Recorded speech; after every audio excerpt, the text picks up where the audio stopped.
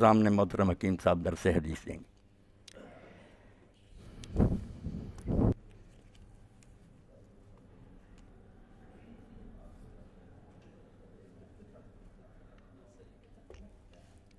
بسم اللہ الرحمن الرحیم۔ عن عبد اللہ ابن عمر ان رسول اللہ صلی اللہ علیہ وسلم قال یا معشر المہاجرین خصال خمس ان ابتلیتم بہن ونظرن بکم اعوذ باللہ ان تدرکوہن۔ لم تظہر الفاحشۃ فی قوم قط حتی یعلنوا بها الا فشا فیہم الاوجاع التي لم تکن فی اسلافہم ولم ينقضوا المکیال والمیزان الا اخذوا بالسنین وشدۃ المؤنۃ وجور السلطان ولم يمنعوا زکاة اموالهم الا منعوا القطر من السماء ولولا البہائم لم يمطروا ولا نقضوا عهد الله وعهد رسوله الا ان سلط عليهم عدو من غيرهم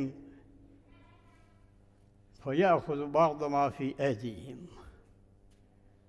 وما لم تحكم أئمتهم بكتاب الله إلا جعل بأسهم بينهم۔ رواہ بہقی ابن ماجہ۔ یہ نبی کریم صلی اللہ علیہ وسلم کا ارشاد ہمیں حضرت عبداللہ بن عمر کے ذریعے سے معلوم ہوا ہے، اور اس سے روایت کیا ہے ابن ماجہ نے جو صحیح ستہ میں سے ہے، اور بہقی نے جو مشہور محدث ہے۔ فرمایا نبی کریم صلی اللہ علیہ وسلم نے یا معاشر المہاجرین، اے ہجرت کرنے والے لوگوں، خاص اہمیت ان کا مقام بھی بہت تھا، اس لیے ان کو خاص طور پر مخاطب کر کے آپ نے ارشاد فرمایا کہ خصال خمس ان ابتلیتم بہن ونظرن بکم، 5 چیزیں ہیں، 5 خصلتیں ایسی ہیں کہ اگر تم ان کے اندر مبتلا کیے جاؤ اور وہ تمہارے اندر آ جائیں تو پھر تمہارا انجام جو ہے وہ بہت برا ہوگا، تمہیں طرح طرح کے عذاب سے تم دوچار ہوں گے۔ نبی کریم صلی اللہ علیہ وسلم کا یہ جملہ یہاں معذوف ہے تاکہ خود کرنے کے پھر کیا ہوگا، اتنا بڑے کام کرنے کے بعد اتنی بڑی برائیوں کی جب ان کے اندر آ جائیں گی تو پھر کوئی عذاب کی نوعیت ایک نہیں ہوگی، وہ خود قیاس کیا جا سکتا ہے کہ جرم کے حساب سے کیا کیا مصیبتوں پر نازل ہو سکتی ہیں، اور پھر خود ہی آپ نے فرمایا کہ اعوذ باللہ ان تدرکوہن، میں اللہ سے پناہ مانگتا ہوں کہ تمہیں ان کو پاؤ، یعنی تمہارے اندر وہ چیز آ جائے، میں اس سے پناہ مانگتا ہوں کہ اللہ تعالیٰ تمہارے اندر وہ چیزیں نہ لے آئے۔ پہلی چیز کیا ہے؟ لم تظہر الفاحشۃ فی قوم قط حتی یعلنوا بها الا فشا فیہم الاوجاع التی لم تکن فی اسلافہم، کہ کسی قوم میں جس میں کہ فاحشہ ظاہر ہوتی ہے، جس میں کہ وہ سامنے آ جاتی ہے، جس میں کہ وہ فاحشہ پھیل جاتی ہے، جس میں بھی وہ اس طرح سے آئے گی کہ وہ پھیل جائے گی، سامنے آ جائے گی، تو ان کا انجام یہ ہوگا اس کا کہ ان کے اندر ایسی بیماریوں کے اندر وہ مبتلا ہوں گی، ایسی دردیں ان کے جسموں کے اندر اٹھیں گی جن سے کہ ان کے جو گزشتہ نسلیں ہیں وہ ان کے اندر نہیں تھیں۔ فاحشہ، دیکھیے نبی کریم صلی اللہ علیہ وسلم کے ارشادات جو ہیں یہ تاریخ ان کی شہادت دے رہی ہے کہ جہاں فاحشہ آتی ہیں وہاں پھر بیماریاں ایسی ایسی آتی ہیں جو پہلے موجود نہیں ہوتی ہیں۔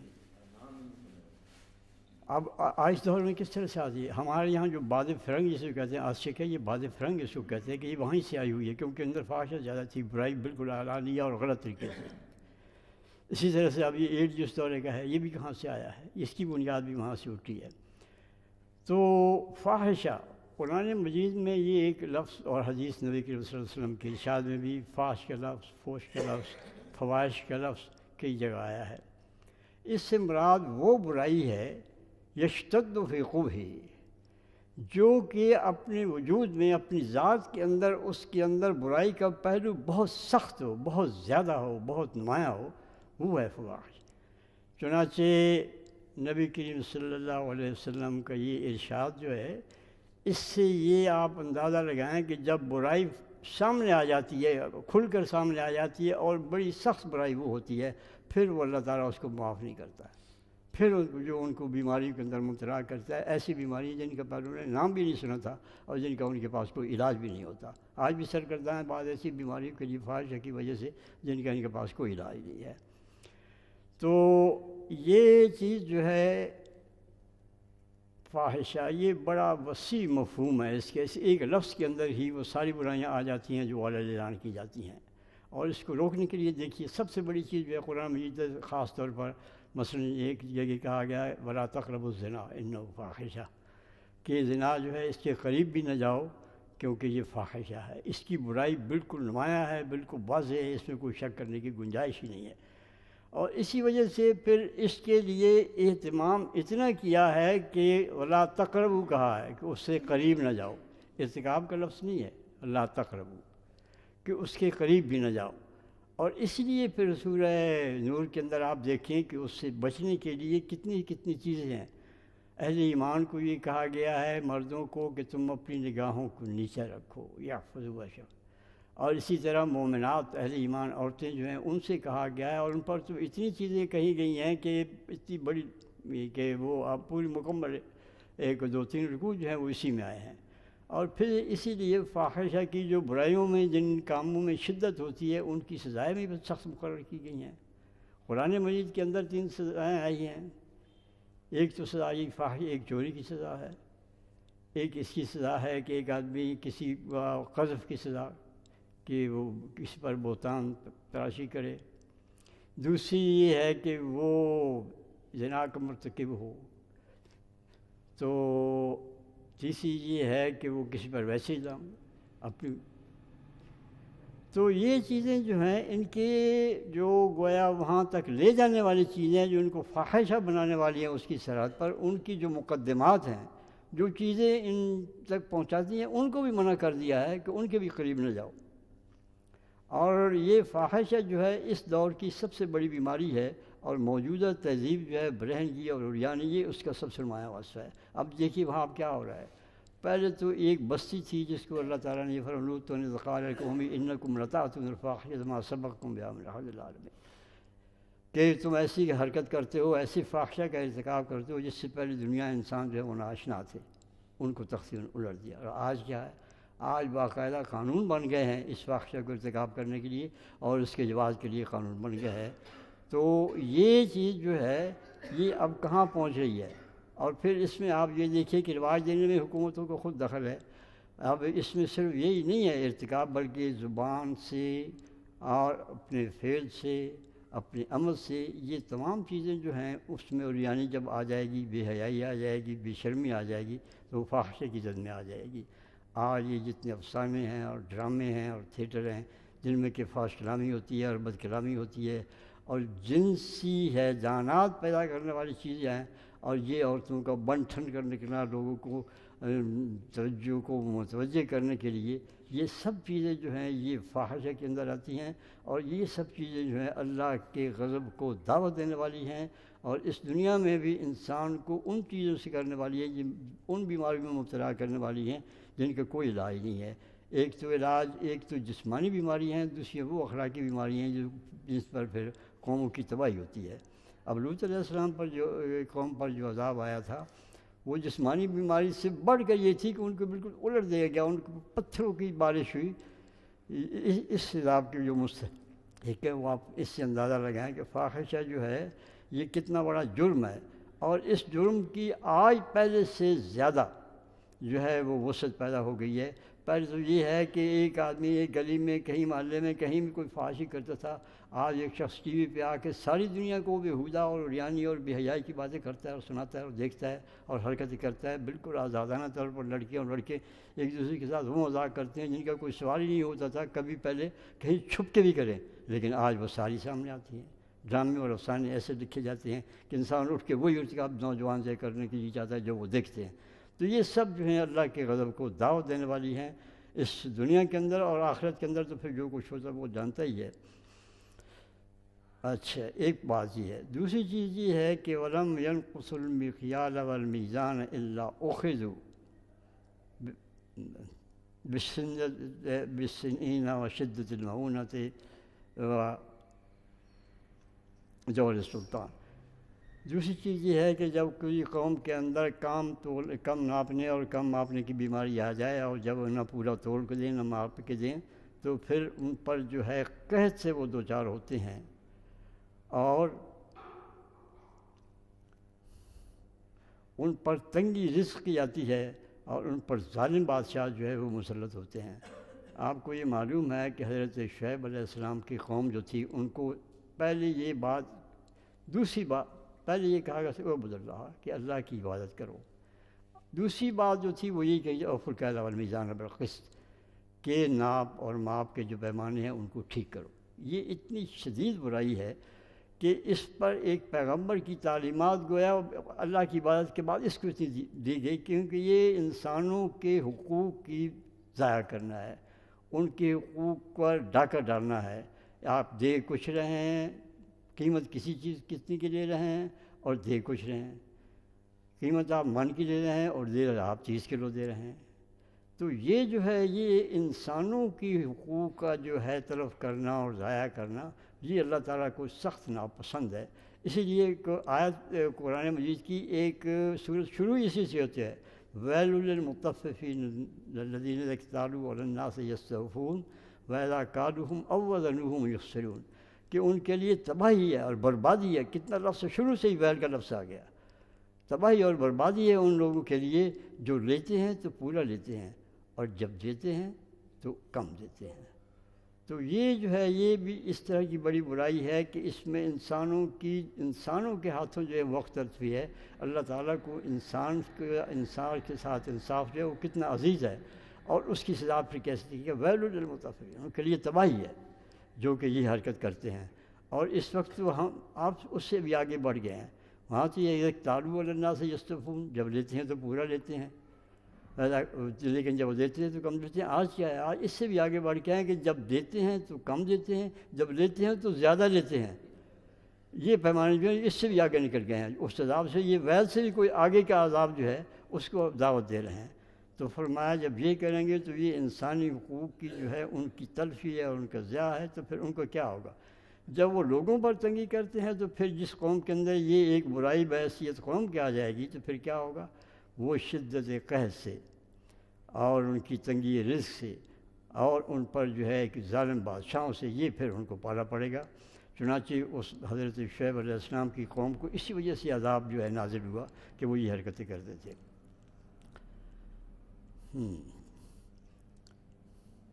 وَلَمْ يَمْنَعُوا زَكَاةَ أَمْوَالِهِمْ إِلَّا مُنِعُوا الْقَطْرَ مِنَ السَّمَاءِ وَلَوْلَا الْبَهَائِمُ لَمْ يُمْطِرُوا. اور جو اگر زکوٰۃ جو اللہ تعالیٰ نے فرض کی ہے جو انسانوں کا حق ہے ان لوگوں پر جن کے پاس مال ہے, ان کا حق ہے جن کے پاس دولت نہیں ہے, جو محتاج ہیں ان کا حق ہے ان لوگوں پر جو غنی ہیں جن کے پاس دولت ہے کہ جو جب زکوٰۃ نہیں دیں گے لوگ تو پھر اس کا کیا ہے وہ بارش جو ہے ان پر اللہ تعالیٰ کی طرف سے بند ہو جائے گی اور قحط کی صورت نما ہو جائے گی. اور بارش بالکل لینا بند ہو جائے اگر اللہ تعالیٰ کے دوسرے جانور جو ہیں وہ نہ ہوتے اور بہائم جو ہیں وہ میشی نہ ہوتے تو ان پر بالکل ہی نہ ہوتی بارش سے. اللہ تعالیٰ ان کو معلوم دیتا اور وہ قحط سے بھوک سے ہی مر جاتے. لیکن یہ اس کا کرم ہے کہ وہ دوسری اپنی مخلوق جو ہے اس کو زندہ رکھنے کے لیے پھر بھی وہ بارش برسا دیتا ہے. تو یہ جو ہے چونکہ عذاب کی نوعیت بھی ویسے ہی ہوتا ہے جیسے کہ جرم ہوتا ہے. زکوٰۃ جو ہے اس کا مطلب یہ ہے کہ دوسرے آدمی جو محتاج ہیں اپنی زندگی کے لیے مدد کے ان کی جب نہیں مدد کی جائے گی جو قوم اس میں مبتلا ہو جائے گی تو پھر اللہ تعالیٰ ان پر عذاب ایسا آ جائے گا جس میں خود ان کی تنگ ہو جائے گی. جب قحط پڑے گا تو سونے کی ڈھیری لگے رہیں تو جب غلہ نہیں ہوگا تو سونا تو نہیں کھاتا ہے رات میں. آدمی تو غلے سے جیتا ہے نا, میوے سے جیتا ہے, پھلوں سے جیتا ہے. تو جب قحط ہوگا جب بارشیں نہیں ہوں گی تو پھر اس میں مبتلا ہو جائیں گے. اور یہ اللہ تعالیٰ کا پھر بھی یہ ہے کہ وہ اللہ اپنی دوسری مخلوق کو زندہ کرنے کے لیے پھر بھی اس قحط کے ساتھ بھی پھر ان کو اس کا سامان کرتا ہے۔ وہ اس سے یہ بتانا مقصود ہے کہ جب تم لوگ غریبوں کی اور محتاجوں کی اور بیواؤں کی اور یتیموں کی جب ان کے حقوق تم مارو گے تو پھر تم اللہ تعالیٰ کے ایسے عذاب کے مستحق ہوگے کہ تمہاری جان خود جو ہے وہ مشکل میں پڑ جائے گی اس کا زندہ رہنا۔ پھر فرمایا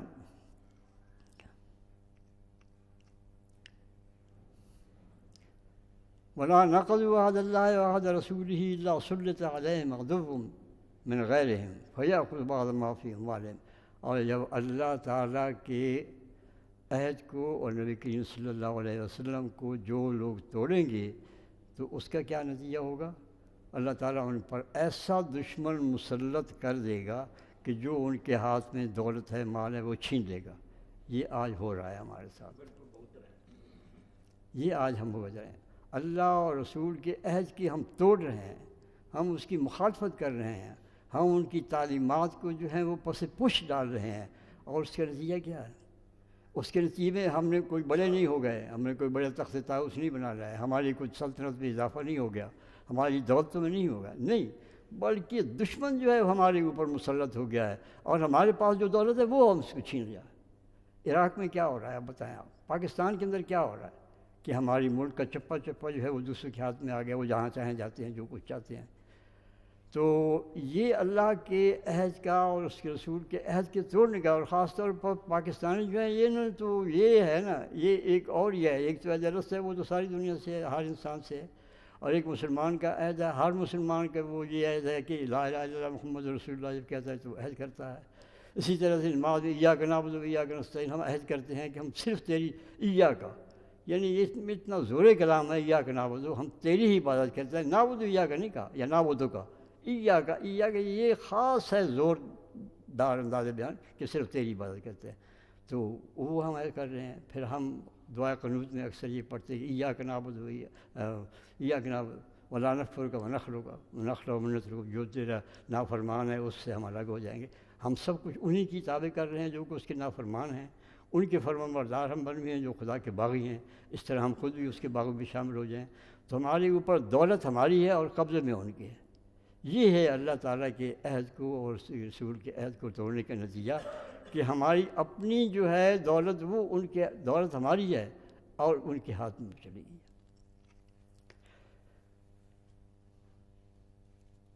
پانچویں چیز جو ہے بس اسی پہ ختم ہوتی ہے، وہ یہ ہے کہ جب ان کے ائمہ، ان کے ارباب اقتدار جو ہے وہ اللہ تعالیٰ کی کتاب کے مطابق فیصلے نہیں کریں گے تو پھر کیا ہوگا؟ معصوم جو معصوم بینہم، تو وہ پھر ایک دوسرے سے لڑیں گے، ایک دوسرے پہ جھپٹیں گے، ایک دوسرے کو ذلت دکھائیں گے، ان کے اندر خود میں انتشار جو ہے وہ پیدا ہو جائے گا۔ یہ بھی آج ہم بھگت رہے ہیں کہ اللہ تعالیٰ کی کتاب کو تو ہمیں پس پش ڈال دیا، پس پش ڈال کے ہم نے کمائی کی کیا؟ اس سے کوئی وحدت قومی پیدا ہو گئی ہے؟ اگر وحدت قومی پیدا ہو گئی تو کہتے سکتے تھے کہ چلو ایک بات تو ہو گئی کہ اللہ تعالیٰ کو تو ناراض کر لیا، لیکن دنیا تو بن گئی۔ لیکن دنیا میں کیا بنی ہے؟ مسلمان مسلمان کو کھا رہا ہے، مسلمان مسلمان کے خلاف لڑ رہا ہے،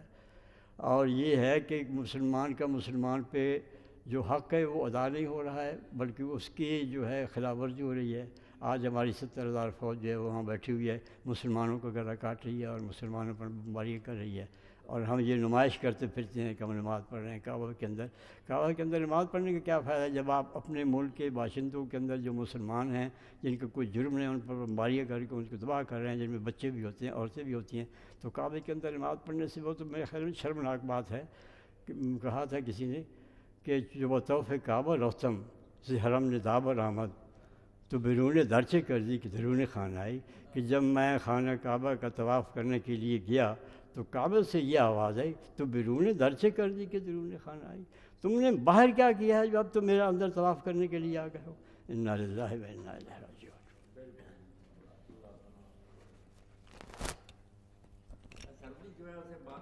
الحمدللہ رب العالمین والصلاة والسلام علی رسولہ الکریم سیدنا و نبینا محمد وآلہ وصحبہ اجمعین۔ اللہم اغفر للمؤمنین والمؤمنات والمسلمین والمسلمات الاحیاء منہم والاموات ربنا اغفر لنا ولإخواننا الذين سبقونا بالإيمان ولا تجعل في قلوبنا غلا للذين آمنوا ربنا إنك رؤوف رحيم اللهم بارك فيه وصل عليه واغفر له وارض هذا رسولك سيدنا محمد صلى الله عليه وسلم اللهم انصر الإسلام والمسلمين واخذل الكفرة والمشركين ربنا اغفر لنا ذنوبنا وإسرافنا في أمرنا وثبت أقدامنا وانصرنا على القوم الكافرين وصلى الله تعالى على خير خلقه محمد وآله وأصحابه أجمعين آمين.